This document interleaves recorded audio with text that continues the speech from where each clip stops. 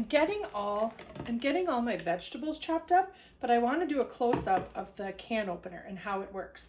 This is the cutting mechanism, this is the opening, and this is the little blade lid lifter. So you set it flat on top of a can and just start turning, and it will catch the edge of the can and it will cut the edge of the can. And when you feel no resistance, you turn it, and then this little gripper and this mechanism grab the can and open it. And that leaves you with an absolutely non-sharp edge. Can't cut your... So this is the manual food processor that I've used to cut up the celery, the onion, and this is the remaining green pepper. So I'm just using the coated utility knife to chop that in a few large pieces.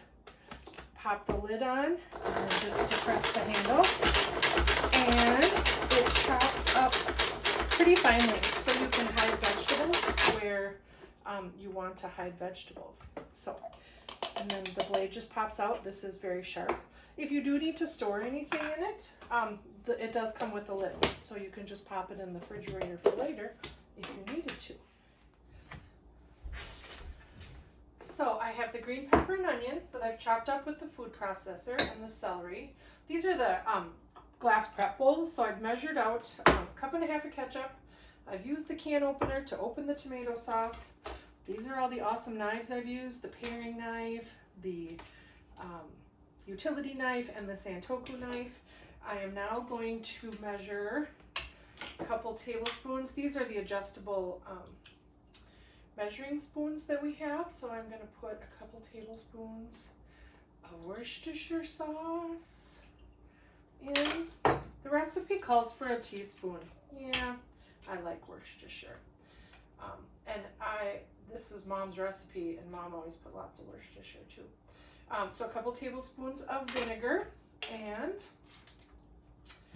of course, Libby's calls for just salt and pepper to taste. Put about a teaspoon in that. And then also a bit of sugar. So that's about 2 tablespoons of sugar, maybe more than you want to add, especially if you're using a lot of sugar-filled ketchup. I use the unsweetened ketchup. Now I'm going to start the cooking sauteing process. This is the Rock Crock Dutch oven. It's a 4-quart casserole dish that's made of a ceramic. And this ceramic can go from freezer to stovetop to grill to oven.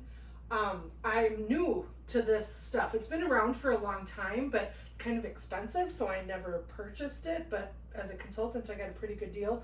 And if you host a party, you can get it discounted. That would be the way to get it. But I'm learning it's pretty versatile. It also goes in the microwave.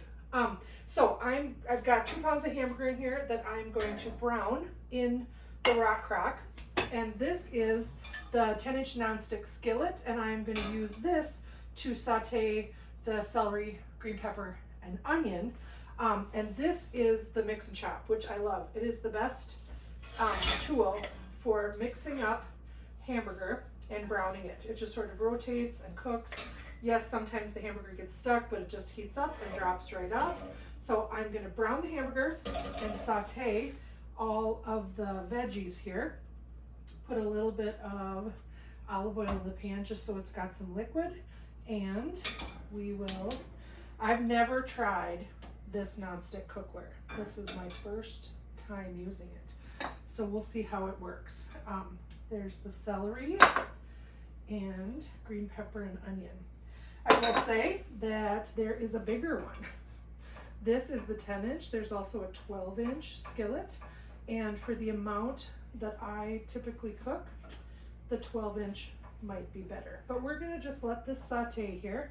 I also add garlic to everything. So I've got a bulb of garlic in here, and I am just gonna add some fresh garlic to these little onions here and saute away. These are the silicone mini grits, which work great for this pan. I have really never figured out a really good way to drain grease.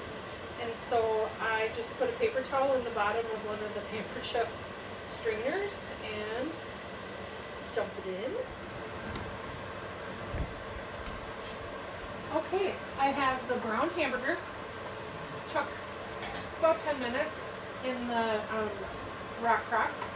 I have the green pepper and onion, which actually got a little hot, so it's a little bit browned. Add that. And let me tell you, things got a little bit burnt in this pan, and yeah, it's not stick, so that's nice. These are the bamboo utensils. I've had mine for, I want to say, maybe 15 years, and I do put them in the dishwasher. Everyone says not to, but they're great. This is my tomato ketchup mixture. I'm going to pour that in. And I'm going to add the tomato sauce. I'm not afraid to use my Pampered Chef spatulas in a can because I know there are no sharp edges. So I love that. Now I'm going to cover this and mix it up and let it simmer for at least 30 minutes, but I kind of like it to cook down. And I will serve it for dinner tonight to my family's delight on little mini buns. While the sloppy joes are cooking and I'm cleaning up, I just wanted to feature some of the Norwex that I use also in my kitchen all the time. This is just the Norwex kitchen cloth, which I have 2 or 3 of them, and I just switch them out regularly. They're the antibacterial cloth, and so I use this for wiping down my counters and things like that. This is the scrubbing dishcloth. It's a little bit big, and so I've always decided thinking about cutting it down and making it into 2. I just haven't done it yet, so I just leave it kind of bunched up when I scrub. There's also the Enviro sponge and the Sperry sponge. The Enviro sponge you can use anywhere. It has the Norwex Enviro cloth on the back and then a scrubbing sponge on this side. And the Spiro sponge is like the little Spiro scrubby things that are just kind of wiry, but in a sponge form. And they don't smell because I can run them through my dishwasher all the time. And I think I've had these 2 for maybe a couple of months.